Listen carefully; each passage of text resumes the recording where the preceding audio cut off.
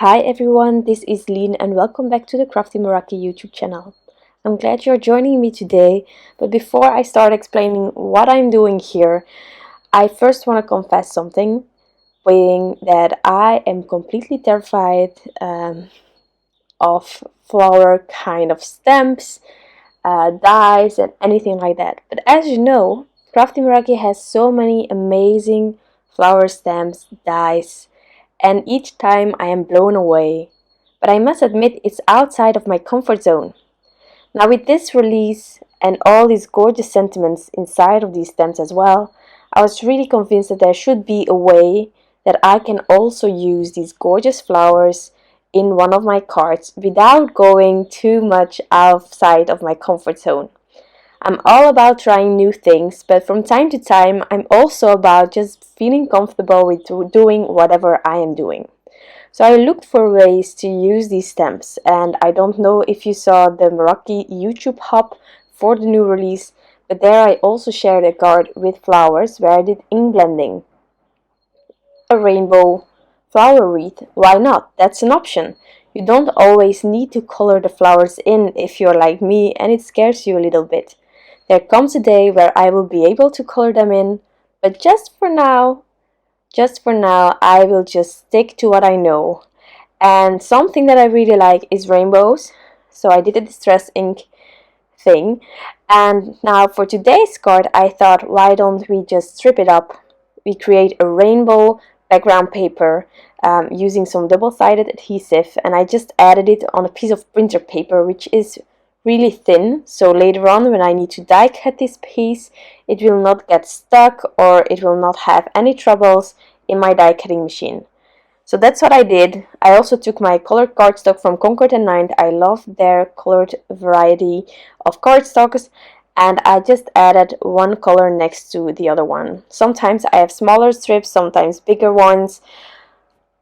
Really important to know is that whatever you create here and whatever leftovers you have, don't throw them away, because you created a gorgeous background. You can create it with any colors you like. You can do the rainbow, you can even do all pinks, all greens, all blues, or just a small variety of colors. Anything goes as long as you like the combination that you have added to your paper.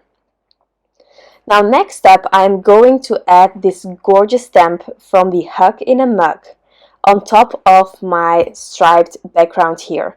I'm prepping this paper really well in case there is any gap in between my strips. There will be a lot of stickiness from the double-sided adhesive. So therefore I'm prepping it really well, and then I'm going to multiple times stamp this stamp out on top of my paper here to make sure that I have a gorgeous impression. I want all these details to show up when I am heat embossing this wonderful image.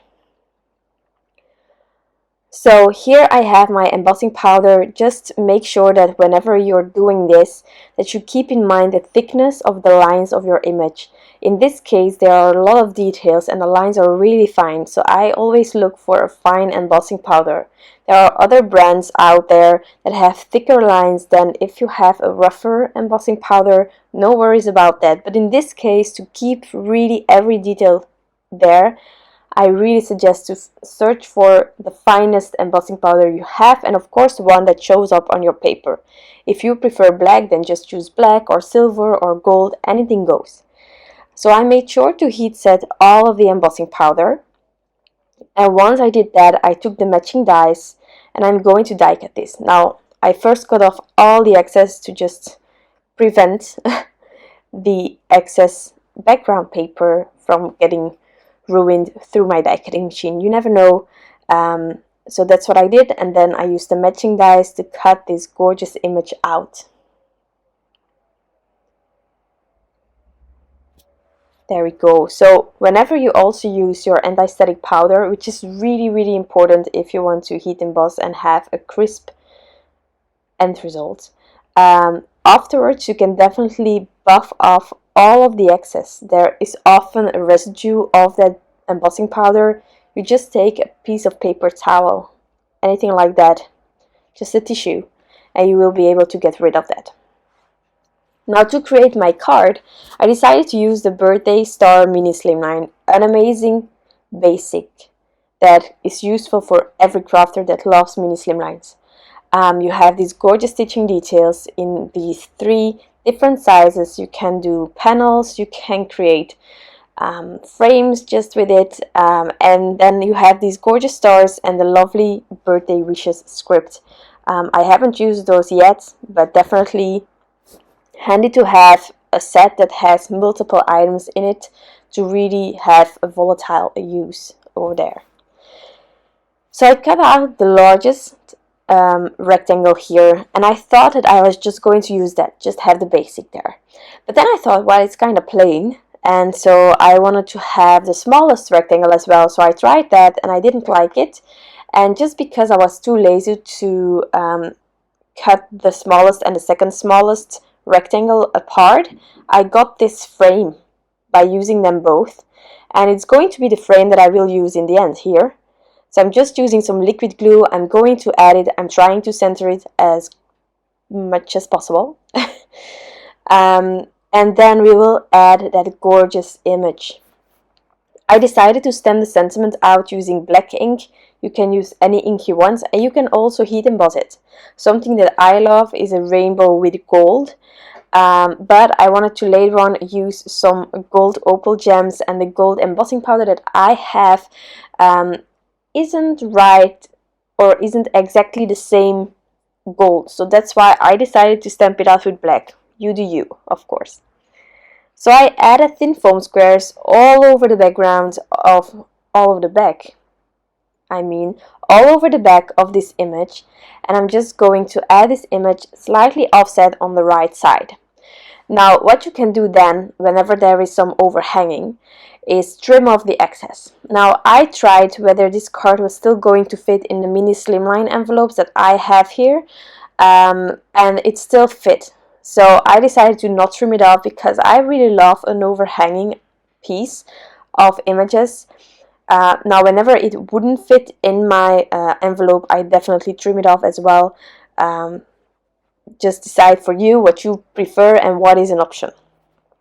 Now I don't know if in the end this was really useful, but since you're watching the video and since I made this card, we know that there is some shadowing going on. As I said, I'm not comfortable coloring, but I thought, well, maybe I can just do something more with my rainbow background. Now this also isn't Copic friendly paper as far as I know. Colored cardstock barely is. So I just decided to take some really light warm gray markers and just go over the leaves, over the cup and the plate underneath. Really simple. I did not do much. I just wanted to add a bit of shadowing, so that's what I tried doing here. And next I'm going to add those gorgeous Meraki gold opal gems. I think you probably know, but Crafty Meraki has so many gems out there, so many colors. One by one they are so gorgeous, it's incredible, and you always get several sizes, which is fantastic when you're creating cards, because changing up the size whenever you have several embellishments next to each other is always a good way to go. So after adding them using some liquid glue, I needed to add this panel on top of a card base. So I just took my mini slimline card base here. I'm going to add the panel using some adhesive roller, and then we are going to add some final details that might not be as present as some might think, but I think the recipient will really love it. So I took my glossy accents, and there is one cherry in this image, which is really cute, I think. So I added the glossy accents on top of that, and I added it on the dots on the cup. Just tiny details, but I think it really adds something and it makes it a bit more special. I don't know what you think, but this is my card for today. I enjoyed making this, and I'm so glad that I used this gorgeous stamp in a way that was for me still comfortable. So I hope if you're like me and you also love this stamp but you don't know how to tackle it, that this might be a way for you to also use it and make a gorgeous card with it. Thank you so much for stopping by. I truly appreciate it. Don't forget to subscribe to the Crafty Meraki YouTube channel to not miss anything from the design team, and I wish you all an incredible day. Bye!